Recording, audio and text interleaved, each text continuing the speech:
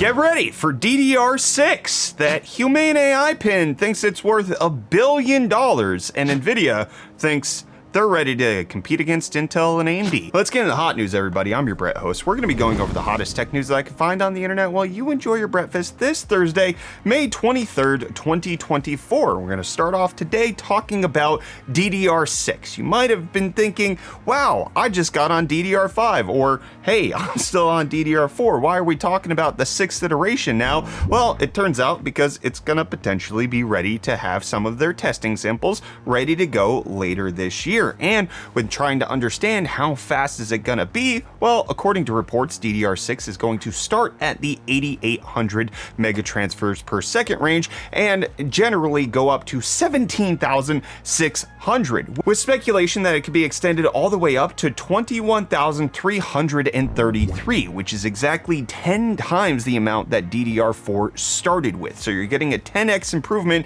in the data rate of DDR6 memory, at least on the highest end of DDR6 compared to the lowest end of DDR4. Now, obviously, this doesn't communicate that it has a 10x performance increase in all of your latest games, because RAM speed is just one part of the entire equation. There's also things like RAM latency, which you can get better latency when you have slower speeds sometimes. So it don't necessarily look at the big number and go, wow, super fast, but we can look at it and go, wow, that's really cool. Drafts for DDR6 are expected to happen this year, as I mentioned, with the first potential spec rolling out for it sometime in the later half of next year. Whether or not that's coming to Intel's next CPUs or AMD's next CPUs remains to be seen, especially when it comes to motherboard support. Will AMD potentially launch an AM5 socket motherboard that has DDR6 on its latest chipset instead of waiting for an entire new generation of CPU sockets in order to launch the new RAM? It's not quite clear, but we'll have to wait and see how all of that shakes out, which, in case you're looking to upgrade to some high-end hardware, you might want to cool down that CPU with today's video sponsor, Silverstone,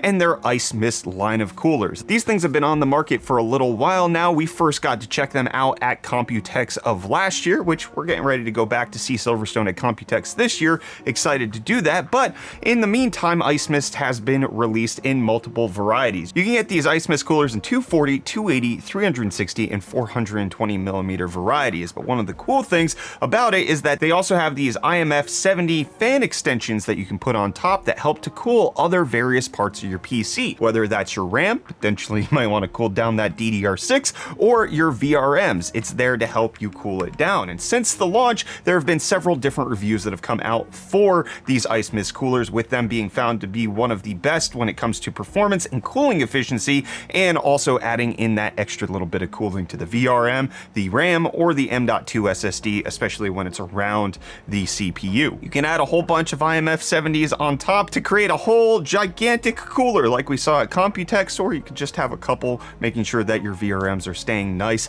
and cool. The Ice Mist coolers are available for you at the link in the video description. Again, big thanks to Silverstone for sponsoring today's video and creating a nice, cool line of coolers. And MSI didn't think it was cool that their new handheld got universally panned for its performance, so they've been actively trying to fix it. And they've come out with a new BIOS update that they are expecting to increase performance on their handheld by quite a bit. You might be thinking, Brett, didn't you recently talk about this? Yes, this is another BIOS update in addition to previous driver and BIOS updates that MSI came out with, and they're saying you're getting up to 30% better performance in a bunch of different games. It looks like the average is between 5 and 10% rather than that 30%. Fortnite increased 28%, which is a nice haul. Forza Horizon 5 got up to that 30%, but also MSI getting a little cheeky, publishing this little document showing that they think the MSI Claw is better in most popular games that are out there right now, with it beating the ROG Ally in a bunch of them, with it only really losing in Power World, Apex Legends, and EA Sport FC 2024,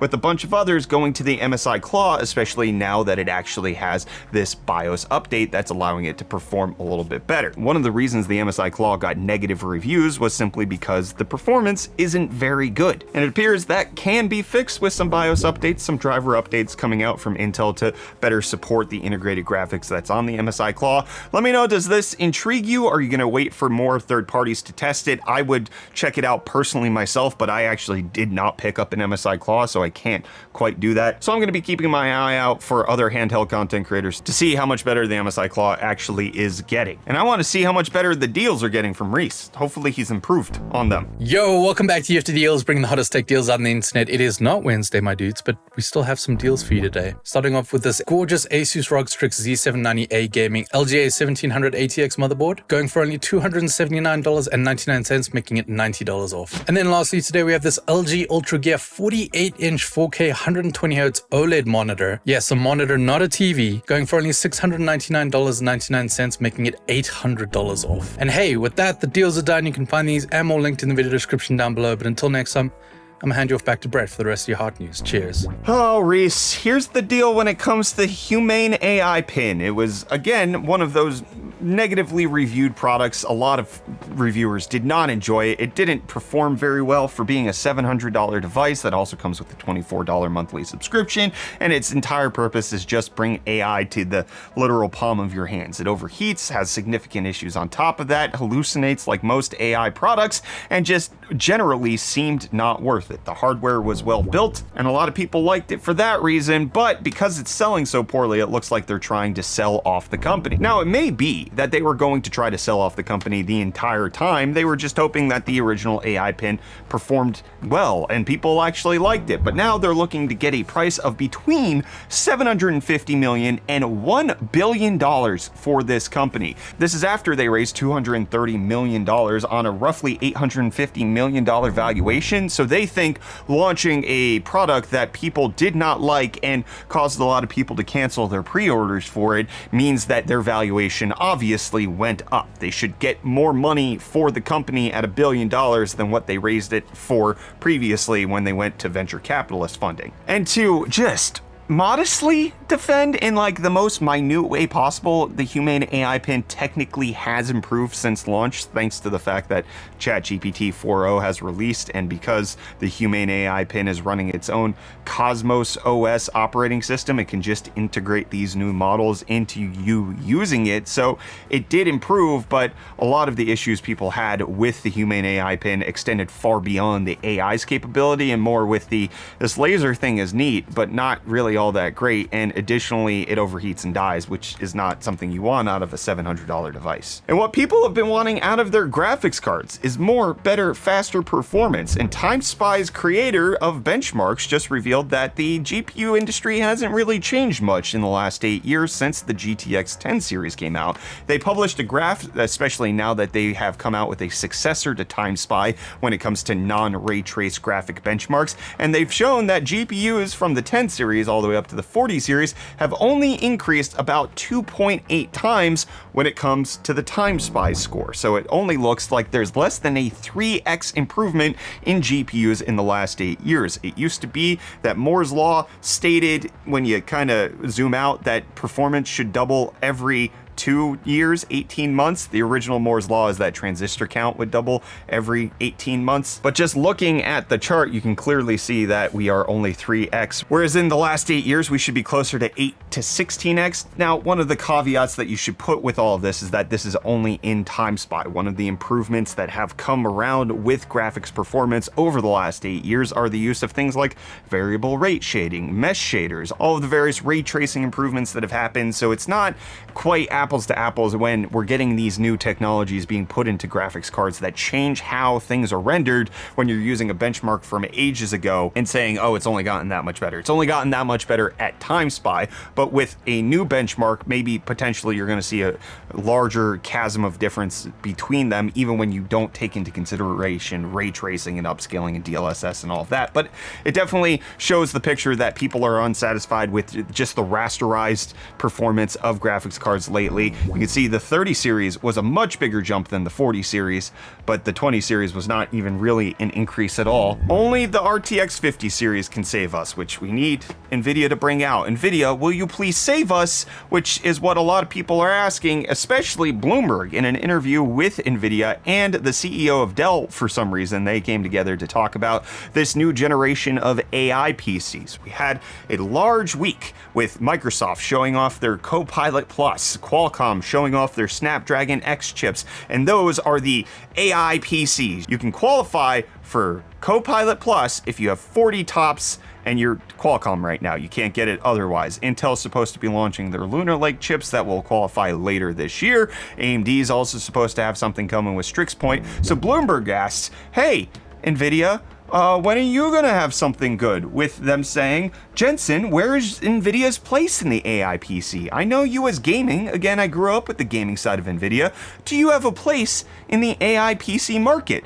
To which the CEO of Dell said, come back next year. To which Jensen said, yeah, exactly. There have been a bunch of Nvidia GPUs and Dell PCs and workstations. All of our GPUs have the same Tensor Core architecture that are running in the H100s in the cloud. Every one of their GPUs can use AI to do its work. AI, of course, is going to transform gaming. This is a very weird question simply because I already kind of had a rant about this earlier in this week when I was talking about Intel and Qualcomm and the consideration of what an AI PC is. Your basic RTX graphics card has more AI processing power than whatever these companies are releasing. The 4090 comes in at 1300 tops. The 4050 destroys every single one of these chips. The 2050, heck, is even very competent when it comes to all of this. And that just means that when you ask the CEO of the company who has skyrocketed in value because of AI, where do you fit in with the AI generation that's coming about? It feels like we're just